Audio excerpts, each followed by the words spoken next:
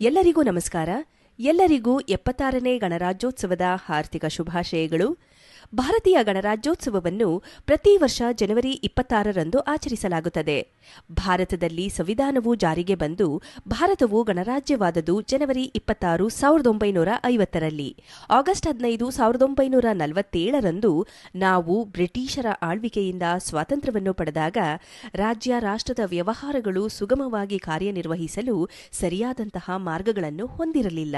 ಹೀಗಾಗಿ ಶ್ರೀಯುತ ಡಾ ಬಿ.ಆರ್. ಅಂಬೇಡ್ಕರ್ ಅವರು ಕರಡು ಸಮಿತಿಯ ನೇತೃತ್ವವನ್ನು ವಹಿಸಿ ಕರಡು ಸಮಿತಿ ರಚನೆಯಾದ ನಂತರ ಅದೇ ಸಮಿತಿಯು ಸಂವಿಧಾನ ಸಭೆಗೆ ಮಂಡಿಸಿತು. ಈ ಸಂಪೂರ್ಣ ಕಾರ್ಯವಿಧಾನವು ವಿಸ್ತಾರವಾಗಿ ಸುಮಾರು 166 ದಿನಗಳವರೆಗೆ ವಿಚಾರ ವಿನಿಮಯವನ್ನು ನಡೆಸಿತು. ಇದಲ್ಲದೆ ಸಮಿತಿಯು ಆಯೋಜಿಸಿದಂತಹ ಅಧಿವೇಶನಗಳನ್ನು ಸಾರ್ವಜನಿಕರಿಗೆ ಮುಕ್ತವಾಗಿ ತಿಳಿಸಲಾಯಿತು. ಬಹಳಷ್ಟು ಕಷ್ಟಗಳು ಮತ್ತು ಸವಾಲುಗಳನ್ನು ಎದುರಿಸಿದ ನಂತರ ಸಂವಿಧಾನಿಕ ಸಮಿತಿಯು ಎಲ್ಲರಿಗೂ ಸರಿಹೊಂದುವ ಹಾಗೆ ಪರಿಪೂರ್ಣ ಸಮತೋಲನವನ್ನು ಸೃಷ್ಟಿಸುವಂತಹ ಗುರಿಯನ್ನು ಹೊಂದಿತ್ತು.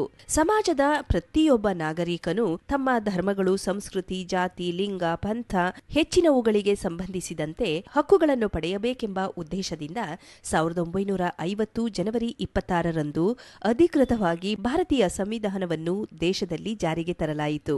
ಇದಲ್ಲದೆ ಭಾರತೀಯ ಸಂಸತ್ತಿನ ಮೊದಲ ಅಧಿವೇಶನವನ್ನು ಸಹ ಇದೇ ದಿನ ನಡೆಸಲಾಯಿತು. ಭಾರತದ ಮೊದಲ ರಾಷ್ಟ್ರಪತಿ ಶ್ರೀಯುತ ರಾಜೇಂದ್ರ ಪ್ರಸಾದ್ ಅವರ ಪ್ರಮಾಣ ವಚನಕ್ಕೆ ಸಾಕ್ಷಿಯಾಯಿತು. ಹಾಗಾಗಿ ಈ ದಿನವು ಬಹಳ ಮಹತ್ವದ ದಿನವಾಗಿದೆ.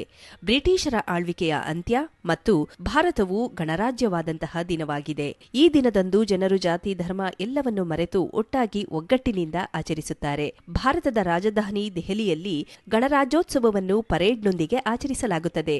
ಅದು ನಮ್ಮ ಭಾರತೀಯ ಮಿಲಿಟರಿಯ ಶಕ್ತಿ ಮತ್ತು ನಮ್ಮ ದೇಶದ ಸಂಸ್ಕೃತಿಯ ವೈಶಿಷ್ಟ್ಯತೆಯನ್ನು ಪ್ರದರ್ಶಿಸುತ್ತದೆ. ಧನ್ಯವಾದಗಳು.